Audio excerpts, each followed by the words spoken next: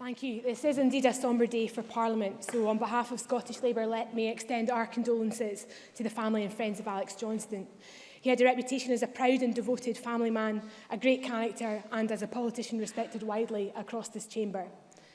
Can I ask the First Minister what engagements she has planned for the rest of the week?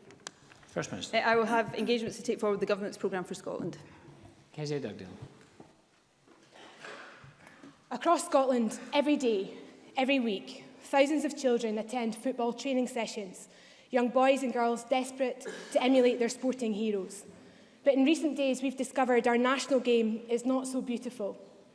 Football has become enmeshed in society's shame, child sex abuse. Once again, trusted people who were expected to nurture and care for our children have been found to be abusing them. Former footballers have found the courage to come forward and disclose how they have suffered at the hands of paedophile coaches. Will the First Minister agree with me that these survivors of abuse deserve to have their courage matched by justice? First Minister. Yes, of course I do. The allegations of abuse that are surfacing now in relation to football are extremely serious and they sicken all of us. And the inquiries that must now take place into these allegations of abuse are first and foremost police inquiries, in order that anyone who has been the victim of abuse gets the justice they so rightly deserve. What is being alleged is criminal behaviour, and it is criminal behaviour of the most serious kind. The SFA and the NSPCC have, of course, established a dedicated advice line for anyone with concerns relating to abuse in football, and all agencies are committed to working with the police to ensure that any allegations are thoroughly and properly investigated, so that we can have a situation where anyone who has suffered abuse does get access to justice. Kezia Dugdale. We are all horrified by child sex abuse, and we all hope that current regulations ensure that such abuse could not happen now. But that is no comfort to these ex-footballers. It did happen to them. Yet they will not be able to bring their cases to the Scottish Child Abuse Inquiry because they were not in care when they were abused. This is true for all those who suffered abuse in youth clubs, in parishes or other sports clubs. Survivors groups have asked that the inquiry's remit be extended to all situations where a duty of care existed. Labour has backed that call, and the growing tide of revelations from footballers adds to that demand. So will the First Minister reconsider the inquiry's remit? First Minister. Firstly, can I say again, as I said in my previous answer, that the inquiries that must take place now into the allegations that are being made about football are first and foremost police inquiries.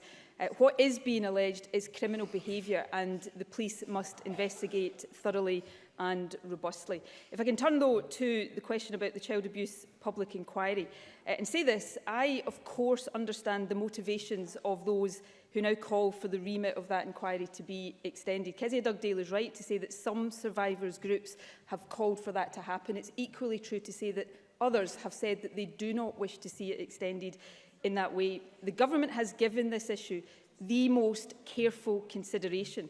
The inquiry, which is already the most wide-ranging public inquiry ever held in Scotland, deliberately focuses on in-care abuse. Abuse that took place in institutions or other settings that had legal responsibility for the long-term care of children in place of their parents.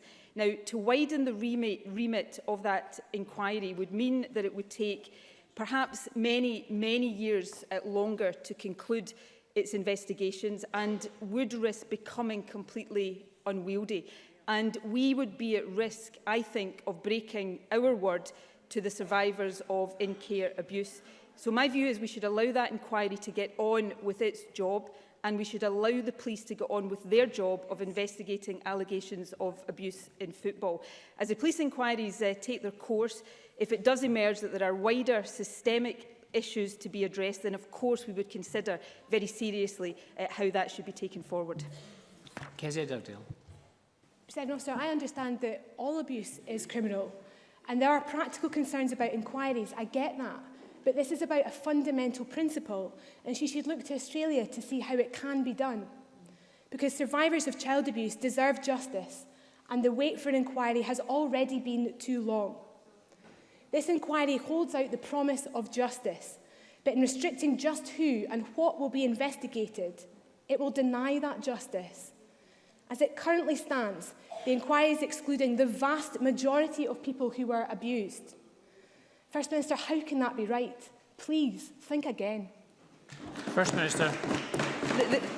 The Government has considered this issue very carefully. John Swinney made a statement on this very matter just a couple of weeks ago. So it's something we take very, very seriously, and we have to balance a number of issues.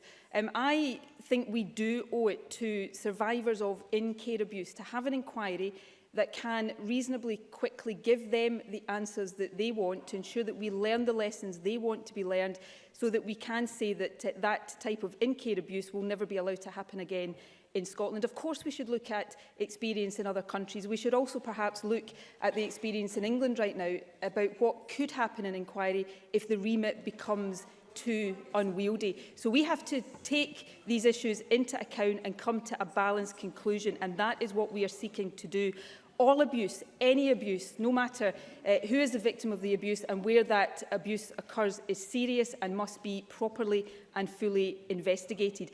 But there is a distinction, I think, in terms of in-care abuse, where the institution where the abuse happened was in the place of the parent of the child and had legal responsibility for the long-term care of the child. So we will continue to take all of these issues very seriously, and through all of our actions, whether it is through the public inquiry or through the action that we fully support in terms of the SFA action and the action that the police will rightly take, to make sure that anybody who is the victim of abuse, no matter where it happens, does get access to justice, because they deserve that justice.